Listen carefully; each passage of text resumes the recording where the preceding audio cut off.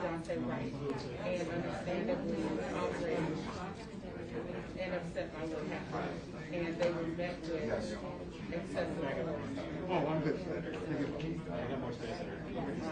Actually turned on the lights of the police station, and they fired rubber bullets and other munitions and flashbang grenades.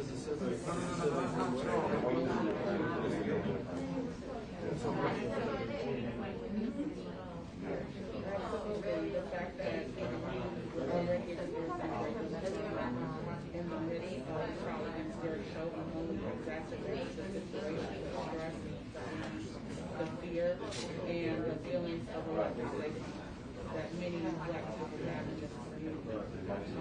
And I'm thinking about it. After what they experienced in the last night, it's just heartbreaking and terrifying that this could happen.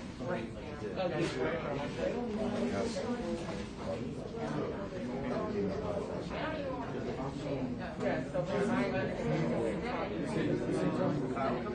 he was going to get a car wash, and he's on the phone with his mom, and he's bored.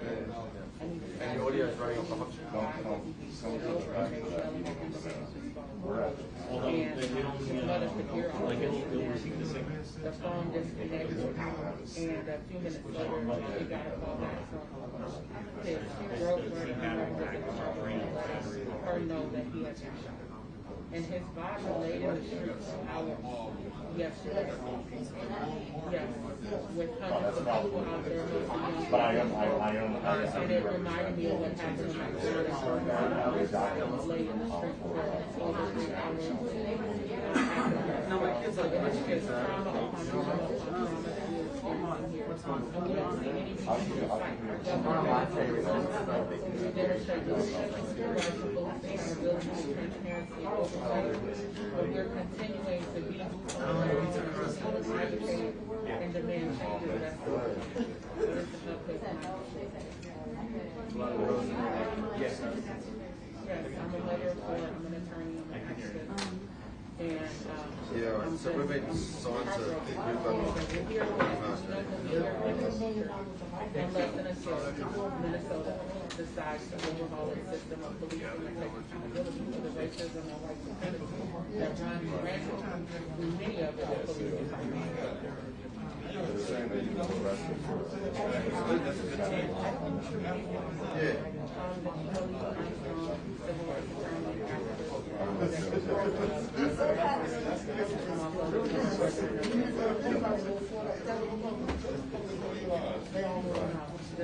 My heart goes out to the family. I saw his sister out there last night, his mom weeping. It's devastating.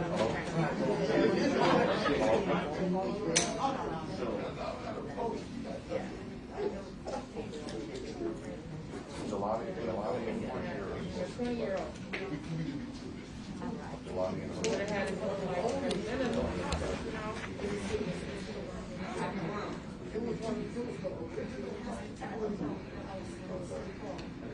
Yeah.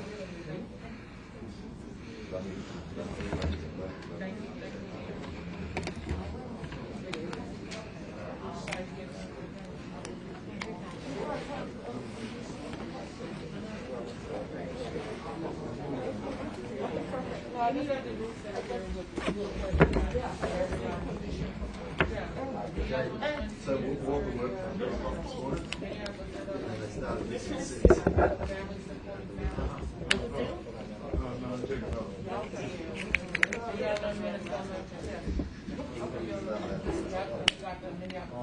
Okay, yeah. So any of our groups, probably community united.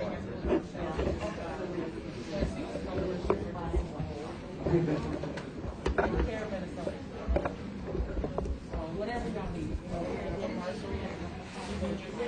Okay. And then we want security. Yeah. Yeah, they'll have. They have it. Yeah. And they can bring supplies and we can get that. Yeah. So we would. I would come and what's about the so we can make it I'm gonna message them. Okay. Thank you so much. And then the Legal Rights Center has activated their legal health support line. So I can give you guys the number. They texted me this morning. Sarah Davis is Sarah Davis, she's the lawyer there. They have a 10 city legal support help hotline. So in case anybody gets arrested, that's the number. 612-444-2652. Yeah, so we can share that number. Absolutely. And there might be another number too from National Lawyers Guild. I'm going to double check. I don't have that. Okay, thank you so much. National Legal Rights.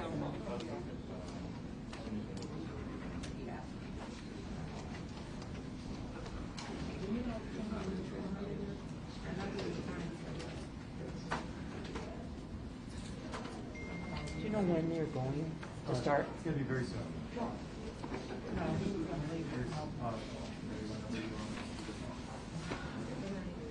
Now? Yeah. No, I don't. I'm not going to sit here. Okay. When you tell me, when I see you come, I'll get up and I'll move and I'll put that up there. Okay.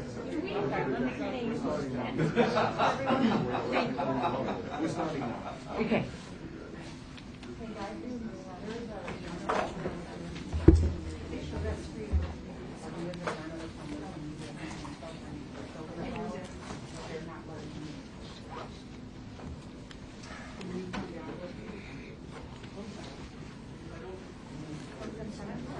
All right. All right. Hello, everybody. We're going to go ahead and get started. My name is Mike Elliott. I'm the mayor of Brooklyn Center.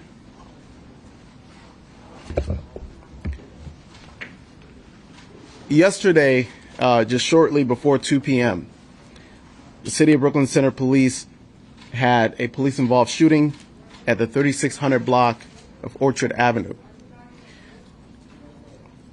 And in that event, a Brooklyn Center police officer discharged their weapon, leading to the death of one individual. The chief is going to get into the details of the event, but I will say that one officer discharged their weapon and they struck the driver of the vehicle. And following that, the vehicle traveled several blocks before striking another vehicle. The Brooklyn Center police officers who were present at the scene and who were attempting to apprehend the driver did respond with an attempt at saving the young man's life. However, the young man died at the scene. Our Brooklyn Center officers do wear body cams, and so there is body camera footage of the event. And we do plan on releasing the body camera footage today. In fact, we plan to do so here. But, you know, I want to say that our hearts are aching right now. We are in pain right now. And we recognize that this couldn't have happened at a worse time. We recognize that this is happening at a time when our community, when all of America, indeed all of the world, is watching our community, that we are all collectively devastated, and we have been for over a year now by the killing of George Floyd, and that we continue to be distressed as we go through the Derek Chauvin trial. So having a police-involved shooting happen in our community and killing a young man is heartbreaking and just unfathomable. And so our entire community is filled with grief at yesterday's police-involved shooting that led to the killing of Daunte Wright, a 20-year-old young African-American male. And my hearts go out to Daunte's family and to all those who are impacted by this tragedy in our community and the world over. And while we await additional information from the BCA, which is leading this investigation, we continue to support members of our community as they gather peacefully amid our calls for transparency and accountability. Let me be clear. We will get to the bottom of this. We will do all that is within our power to make sure that justice is done for Daunte Wright. We're going to continue to meet with community leaders and to hear their voices. In fact, we did that this morning. The chief and city council members and other elected officials from the state and city staff, city manager.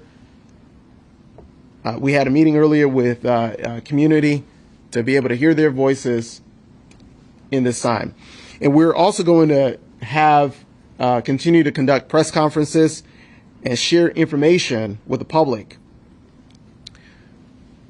As I stated, we do plan to show the body camera footage. And we're going to conduct a community press conference following this as well, so that we can talk directly with leaders of our community and organizations and share this information with them as well. We're going to also be providing some crisis counseling and mental health resources to all of our community members who may need and desire such services. And our collective community is grieving. Every single life, every member of our community is important to us. And so the events, like yesterday, are tragic. And, they take each and every one of us, they take a part of us as we experience these traumatic events. Just being exposed to it, I'm sure you're all feeling the aftermath of the weightiness of what we're all feeling collectively. And so I am going to invite Chief Tim Gannon to come up, and he's going to provide you a briefing about the details of what transpired yesterday, and then we'll stand for questions. Thank you, Mr. Mayor. Good afternoon, everybody. My name is Tim Gannon. It's Gannon. I'm the Chief of Police here in Brooklyn Center. I've been the chief for approximately 5 years, and I've been a police officer in the city for 27. Today, I will be releasing the body-worn footage worn by the officer involved in the fatal officer-involved shooting that happened on Sunday afternoon. I've watched the video myself, and there's nothing I can say to lessen the pain of Mr. Wright's family, friends, loved ones, for that feeling of loss that they must have. That pain is shared by the community and also all those involved in the incident. What I can do is convey my deepest sympathies to the Wright family and be transparent with the information I'm aware of at this time. That will include showing a video portion from the point of deadly force used by the officer, as well as the officer's immediate reaction after the use of deadly force. I caution everybody as you watch this that this will be graphic and unedited. Could I have that video start, please? Someone turn the lights off? Just a moment here.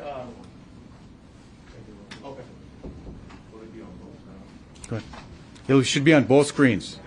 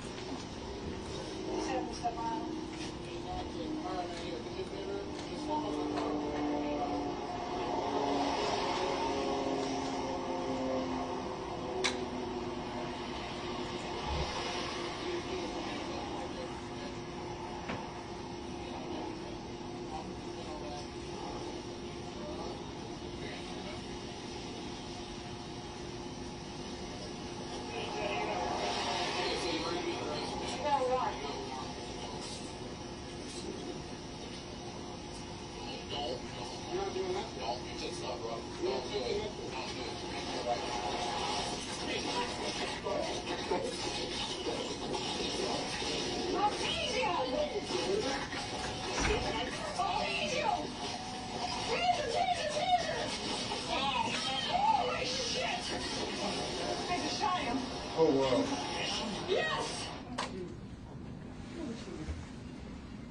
Can you turn the lights back on, please?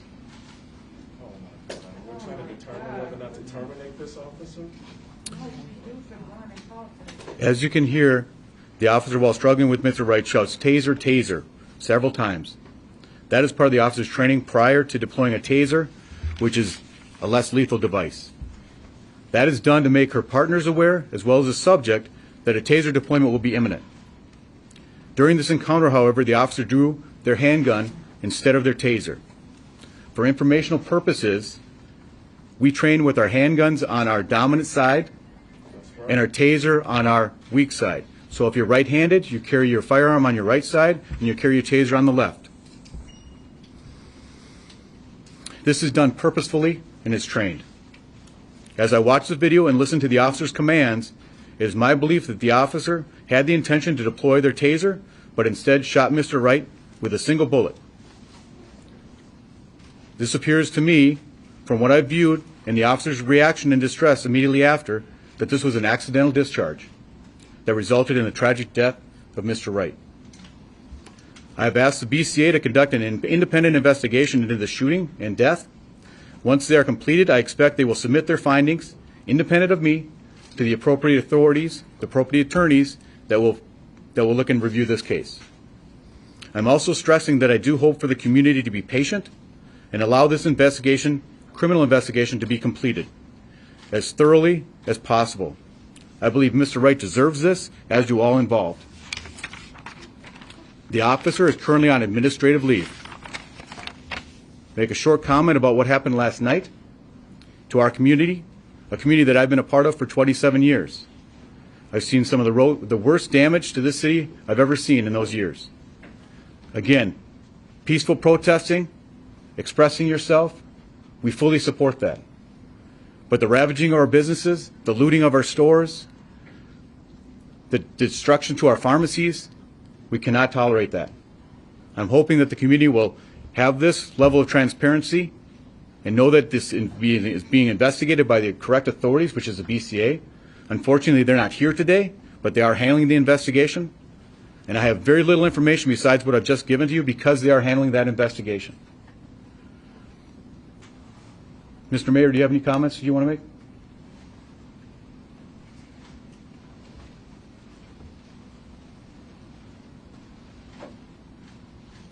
All right, so we're going to open it up for questions, but I just want to reiterate that, obviously this is deeply tragic, and we're going to do everything that we can to ensure justice is done, to ensure that our communities are made whole. And with respect to the events last night, obviously there were folks in their community who were grieving, who showed up initially at the location where Daunte Wright was killed, and were gathering, and obviously later on, as the night went on and unfolded, there were a series of events that led to an escalation in the protest later on into the evening. Later on, I did issue a curfew, which was in place until 6 a.m. this morning, to ensure that we're taking steps to keep the community safe. We do want to emphasize that we believe strongly in people's rights to gather and to express their grievance and to protest. That is a fundamental American right, and we're going to protect that right. And at the same time, we're going to also work to protect the safety of our community. And so we'll now open it up for questions.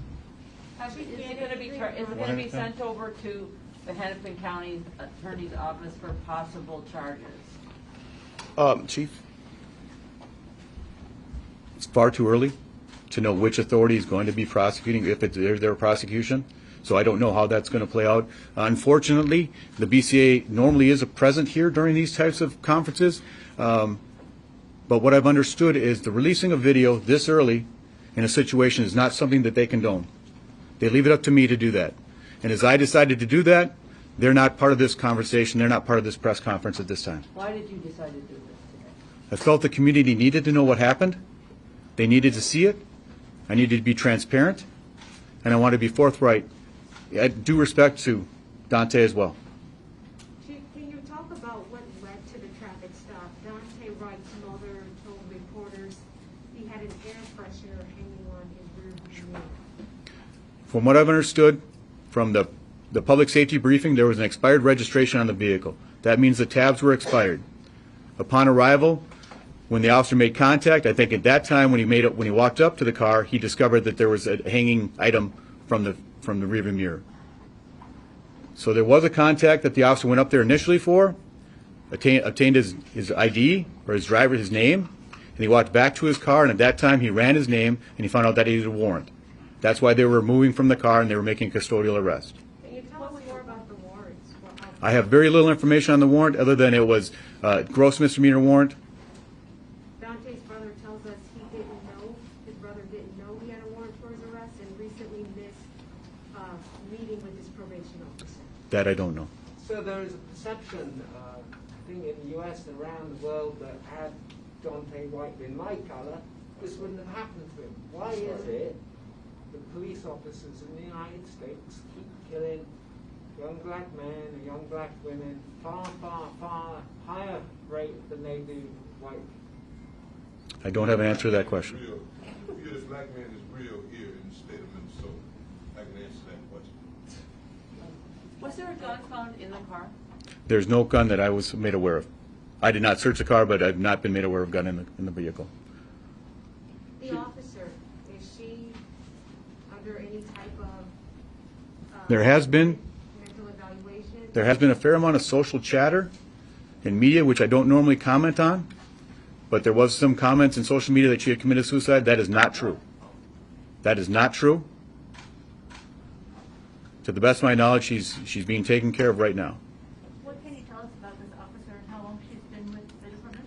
At this point in time, I don't have that. I will not release that information. That should be released very shortly, though. I believe the BCA has a system in place where they'll be releasing the names of all parties involved and also all their training records and all that information as far as tenure and seniority. That'll be released shortly. And Adrian brought us again. Do you plan to step down if people call for your resignation after the actions outside of this police department last night?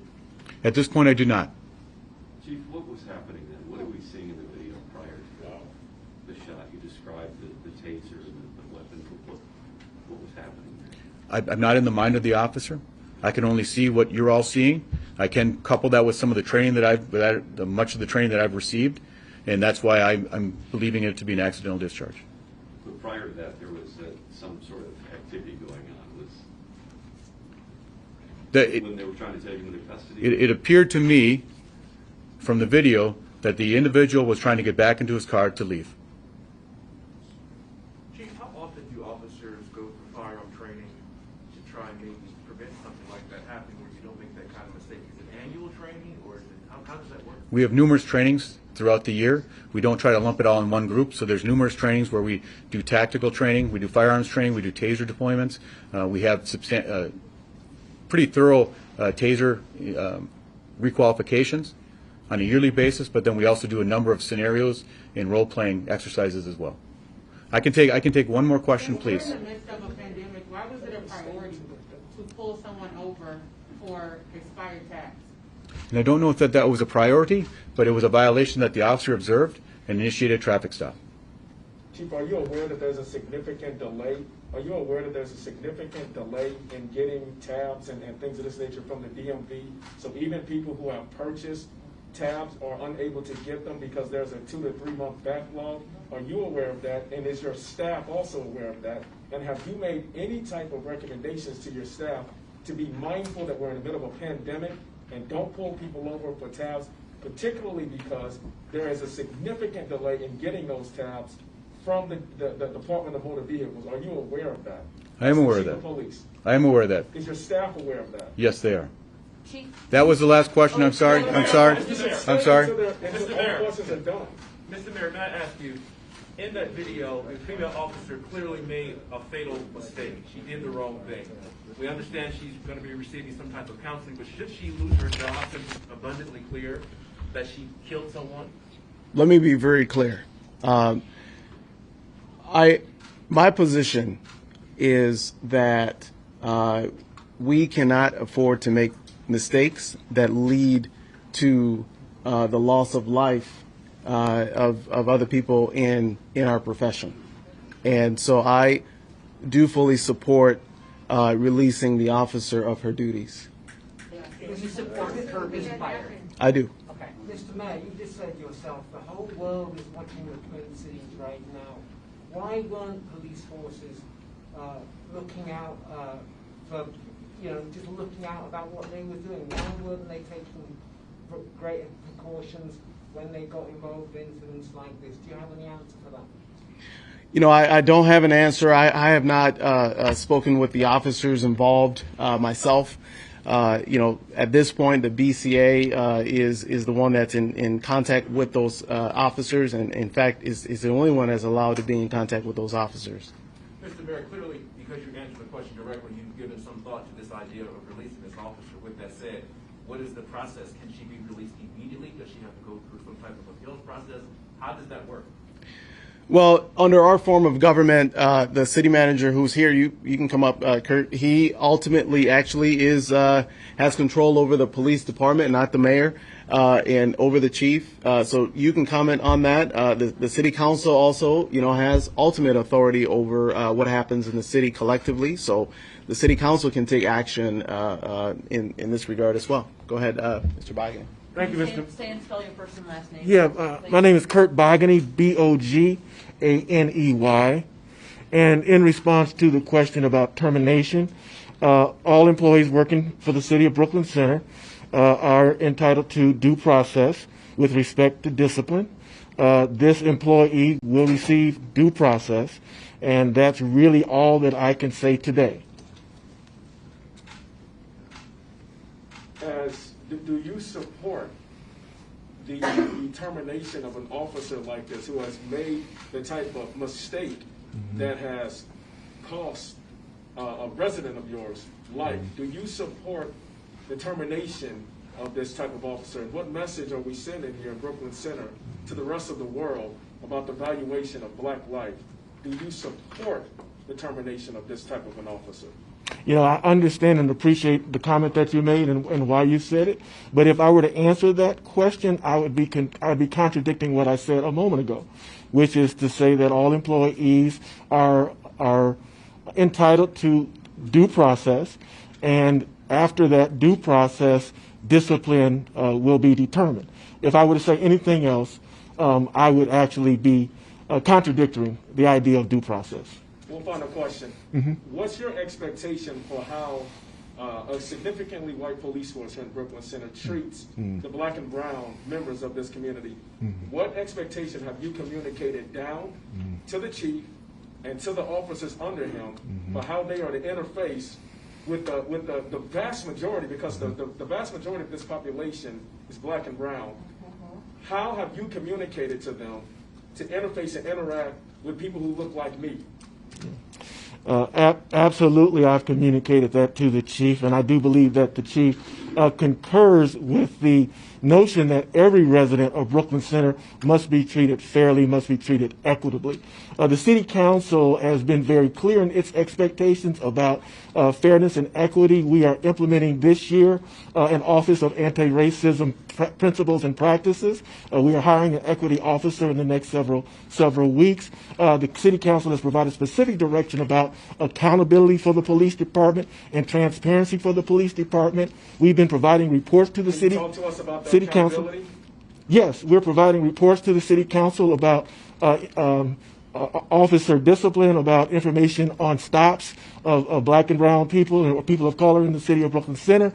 We're developing some task forces to assess if any of our policies or if any of our practices lead to disproportionate inequitable results, and our objective for doing that analysis is to eliminate any inequity that occurs as a result of our practices and our policies, and that has been communicated to the chief and to the police officers of the city of Brooklyn Center. Is there clearly racial profiling that happened in this situation? We are standing in solidarity and calling for the firing of this officer. You have talked about her having due process, although Daunte Wright did not get due process in that situation. She needs to be fired immediately to send a message that this type of behavior will not be condoned within the city of Brooklyn Center. Thank you. I appreciate those comments. Should an officer who can't tell the difference between a taser and a handgun, should they go out in a vehicle with those items in their car? It really wouldn't be appropriate for me to respond to that. Why would it not be appropriate, sir? 'Cause I can't make that judgment. So as a supervisor of the police force, were you part of the decision last night to use tear gas on our youth who were protesting yesterday? And rubber bullets. I was not. Mr. City Manager, Mr. Mayor, when I asked that question about the firing of the police officer, the police chief left. Yeah. What is that an indication of? Is he dealing with something perhaps more important, or is that some type of silent protest? Because he left immediately. I can't speculate. Mr. Mayor, you have a comment? I do not know why the excuse me. Does that bother you without knowing why that he just walked out? I do not know why the chief left. I can only speculate as to why he left at the time that he did. Does it bother you? What would your speculation be? I don't have any speculation. I mean, it's possible that the chief takes a position perhaps similar to the city manager, that there needs to be some kind of a process, or I don't know. I mean, I would only. What was the conversation between you and the chief? What was that conversation between you and the chief when you shared with the chief that you'd like to see this officer terminated? He didn't tell us anything about the officer, how long she's been on the force, her name, where she trained. These are questions the public deserves to know. Certainly. Those conversations, I'm not, are privileged conversations, so I can't reveal that right now, but we should be able to provide the details around the officer and her trainings and those types of details. If you'll just give me a second, I'm just going to check to see if is the chief engaged currently at the moment in addressing some public safety concerns or some other matter. Is there any reason why we can't have him answer some more questions around folks are asking about the officers' training and whatnot? How long she's been on the force? Okay, so we're if the chief can just walk out in the midst of a crisis, so he needs to be fired too. Yeah. Just to be clear, we are checking right now with the chief to see if he will come back and stand for more questions. What is the protocol for when there is protesters in the city Brooklyn Center and also outside of the police, the police office? And what is the normal protocol? What is the process for who decides, and how does that decision happen? And then were those protocols and that process followed last night? All right. So I will have the city manager and the chief speak on that, but I'll speak first. My role becomes active the moment that I declare a state of emergency, and if the city council acts to give the mayor authority over the police, or under their circumstances if there's a declaration of martial law. And so my role really is one of influence in those situations. I cannot give commands to the department. I cannot instruct the police chief to take certain actions or not to take certain actions. The person who can do that is the city manager. And so in terms of what the protocols are and for handling protests, I imagine the chief will be coming back to join us and speak on that shortly. But Mr. Bogany, if you have any comments on that. And could you release the name of the officer who's involved in the shooting? It's public data. It's my understanding that name will be released very shortly, but it's my understanding that at this point the BCA, who's doing the investigation, is not. The BCA is not required not to conduct the investigation. You all Okay. specifically chose them, which means we Sure. have ultimate authority over what happens and what information is released. So just as the chief released that body camera footage, we're expecting the name of the officer to be released because that is public data. The BCA has no control over that whatsoever. Well, let me say this, and I will let the chief address that particular question as well.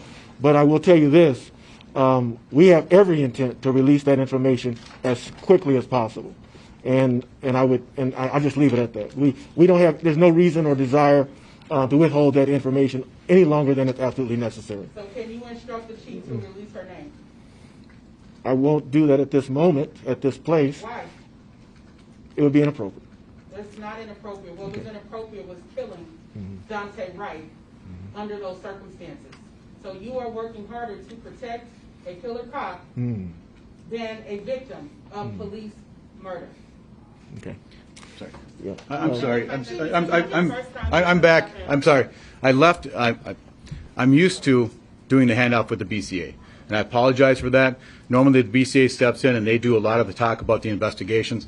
That's what I'm used to. So I apologize for that, but I'm back here now. I can answer some more questions, but please realize, in an officer-involved shooting, what happens is I have no contact with that investigation because I don't want to taint that investigation. People can say they scoff at that. I looked at this video, which is unprecedented. I don't know if any chief has done that very often or has looked at that video in advance of that. Sometimes you can't unwatch a video. So hold on, let me finish. Let me finish, please. So what I'm saying is I have limited information. I'm not trying to be disingenuous, but I'm trying to stay away from the investigation. I wish the BCA was here, but again, they probably tell you the same thing, that there's not much they can do because it's an early investigation. Now, please, one question at a time. Yes, sir. Yes, sir. May I ask you directly, as I asked the mayor, do you believe the officer who fired this fatal shot, and I understand there's due process, we get that, but ultimately she shot and killed a 20-year-old man. The mayor has indicated she should be terminated. What's your position on that? My position is that officer afforded due process just like anybody else does. She has the right to be heard. She has the right to give her statement. She has the right to tell what she felt, what she thought. Not what I thought, not what I saw, but what she thought and that may have an impact. She's on administrative time out. She will not be returning to duty until this investigation has run its course. And she, for all intents and purposes, I think we can look at the video and ascertain whether or not she'll be returning. So the fact that this is not the first time this has happened. So one question at a time, please. It was over here? Yes. Yes, The ma'am. fact that this is not the first time that this has happened in the city of Brooklyn Center. 2 years ago, we had another officer-involved shooting where a young man lost his life. You understand that the public do not trust you and your department right now. And what we are asking for, you are not giving to us. You should already have a process by now on how to deal with the situation. And we really demand to know the information of the officer involved in the shooting. Okay. The first question is we do have a process in place, and that's leaning on the BCA to do their investigation. Every shooting that I've seen, every shooting that I've witnessed has been different. Every circumstance is different around every shooting. It's tragic every time. The loss of life is obviously tragic, but there are different circumstances around every situation. In this particular situation, it was very important for me to get that video out as quickly as possible, and that's what I did. Chief, absolutely unprecedented. I lived in Minnesota 7 years, worked here. Can you just tell us a little bit about how long the officer was on the force here in Brooklyn Center? Was she around when Barway was pulled from the body of water 6 years ago today? The information on the officer is she's a very senior officer. That's the extent that I can do. A very senior officer, and like I do believe that the BCA will be releasing all the information, training records, everything that they have. They'll be releasing that. That's public data. That'll be coming out shortly. And Chief, what is the normal protocol and process for response to protesters, and was that protocol and process followed last night? There was strict adherence to the policy of working with a protest when it turns into a riot. Last night, there were numerous warnings to disperse because it was an unlawful assembly. It was declared at least 5 times while I was there. Plenty of time was given to disperse, and it was not. Was it your decision to release tear gas and to shoot rubber bullets at the young protesters? Sure. I'm the police chief in this city. Police action is made by me. The decision is made by me. Does that answer your question? So I have a question.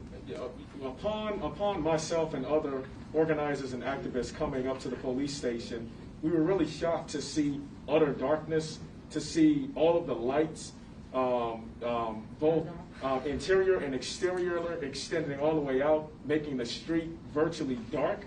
We were really shocked and surprised to see that. From my experience, and I would imagine most other people's experiences, law enforcement would want to have as much light as possible to be able to see whatever is going on. I was told that the moment the lights all went down, that created a certain level of mood, a certain agitation within the crowd.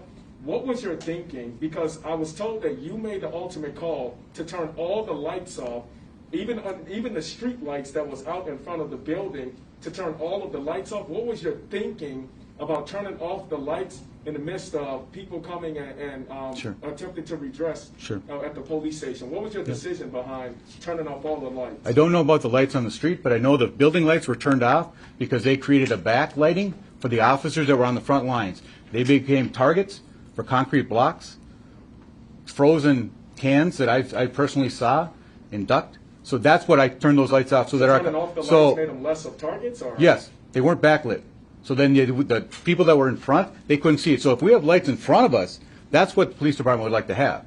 We'd like to be looking out forward, not behind us, because then you get backlit. So the lights that I'm talking about were all around. So the lights were all around the front part of the building. The police were well behind that, but it just created an entire darkness around. It seemed very unusual for a station to have all the lights off, including the lights all in the streets, to create utter darkness and a lot of confusion and a real ominous kind of mood. And I would say that it's very unusual. I've been to a lot of police stations. I've been to a lot of protests. I've been to a lot of these type of events. I have never seen the police department utterly shut down all of the lights. What was your thinking behind, not the backlit lights, but all of the lights, even in the front part of the police station in general, to create utter darkness? Sir, and then also, sure. one final question. What was your decision to issue a dispersal order while they were peacefully protesting in front of the police station? What led to you to issue a dispersal order, and then on the back end of that 10-minute dispersal order, then to issue out CO2 canisters and gas for the crowd? So, can you talk to us yeah, about just so everybody's clear, I was front and center at the protest, at the riot. We did not. It was a protest. Don't do that. There was no Okay. riot. There was. So the officers that were putting themselves in harm's way were being pelted with frozen cans of pop. They were being pelted with concrete blocks. And yes, we had our helmets on and we had other protection gear, but an officer was injured, hit in the head with a brick. That was a Hennepin County deputy. He was transported to the hospital. So we had to make decisions. We had to disperse the crowd because we can't allow our officers to be harmed.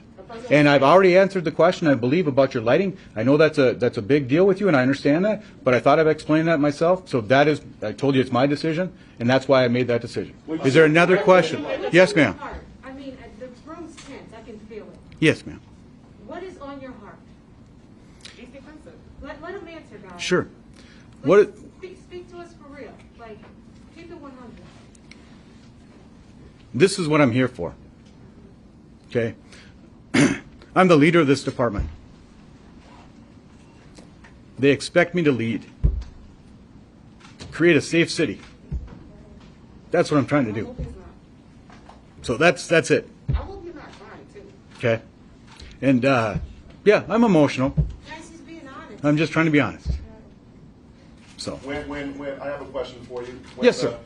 When you asked the protesters to take a step back across the street, what was the reasoning for, after they went across the street, you shot tear gas grenades and flashbangs where the people were across the street where you had originally told them to be. Sure. The only time that we return, in every situation that we had, we returned fire. So when we got pelted with bricks or frozen cans, which we've collected, we photographed the evidence. We have the evidence. We can show that to you in the future. But once we got pelted, then we responded in kind.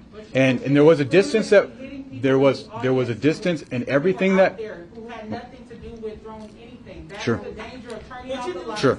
and firing tear gas and firing rubber bullets and firing flashbang grenades at people who were just exercising their First Amendment right Sure. to freedom of speech. That's the problem, Chief. I understand that, Did you ma'am. do things differently Would I do things differently last night? than last night? Absolutely When the not. protest happened?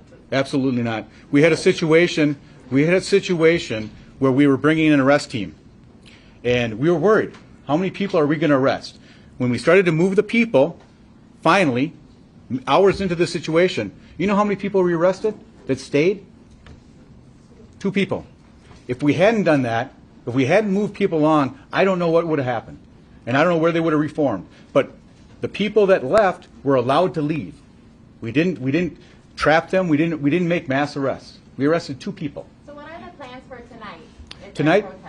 Tonight we're going. If it's a peaceful protest, if it's a First Amendment protest, go to it. I guess what's your We'll definition of a peaceful protest? Because we don't understand. Yeah, not being pelted with bricks, blocks, and being targeted. What we saw yesterday were young people up with their hands up, Yeah. and they were being tear gassed. And Yeah. you were talking about your officers being hurt. We can count how many people got hurt yesterday too.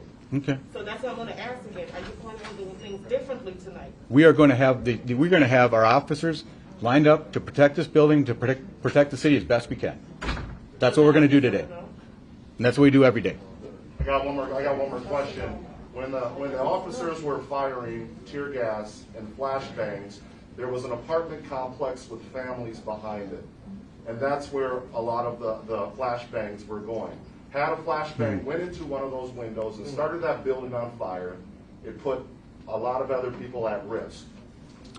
Okay. Why? I didn't see any flashbang that was very close to those apartments. 1400, 67th, I was there. I didn't see anybody. 6700. 40, 6740. Right overhead, over the building. Okay. And we saw that last night. And I didn't see that myself. Well, we saw So it. good. And I'm not discounting you. Why was Are there going to be more questions? Why was Daunte Wright's body left in the streets for hours yesterday? The due respect for Daunte was given at my order to keep the respect of his body, whether that be covered it or fenced it around, but we needed to have it maintained because we needed the investigation to be complete and thorough. The documentation is not done by us, it's done by the BCA crime team, which is the entity that investigates these situations. They came out as quickly as they could, they processed the scene as quickly as they could. We did not want to maintain, as people have mentioned, once the officers left, the protest and the disturbance went away. We were trying to get our officers out there as soon as possible. Do you understand how dehumanizing that was to have a body lay in the street for 5 hours? That was a priority of my assignment, to get him removed from that as soon as possible without disturbing the crime scene, so that we wouldn't be accused of tampering with the evidence.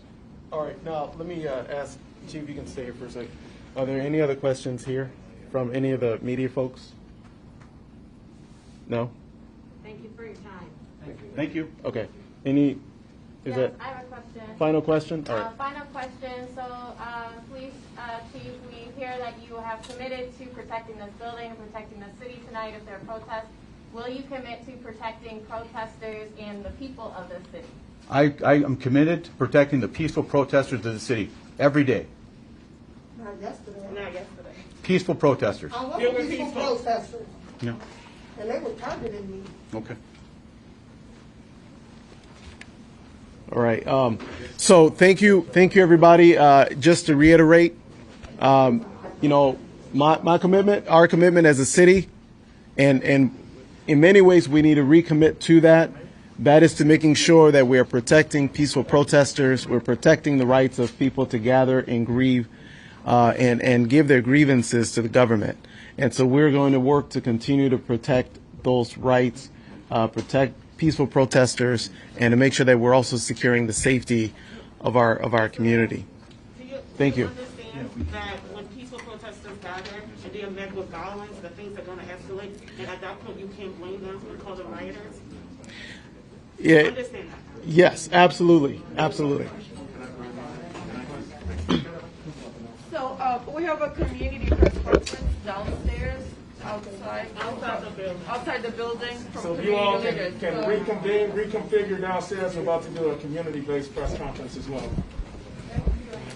It's going to be right in front of optically the building.